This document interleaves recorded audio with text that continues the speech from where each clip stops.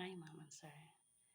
I am Ellen Tumbok, a resident of Barangay Lina, Ormoc City. I have a one daughter, 20 years of age, and studying of nursing student. My husband was a retired Philippine Coast Guard. I am a high school graduate. I have an experience working in Kuwait for 2 years and 2 months as a domestic helper on 2017 until 2019. I need to work with you to earn money to sustain her college expenses. I assure you, Mom and Sir, that I have a good manners and right conduct.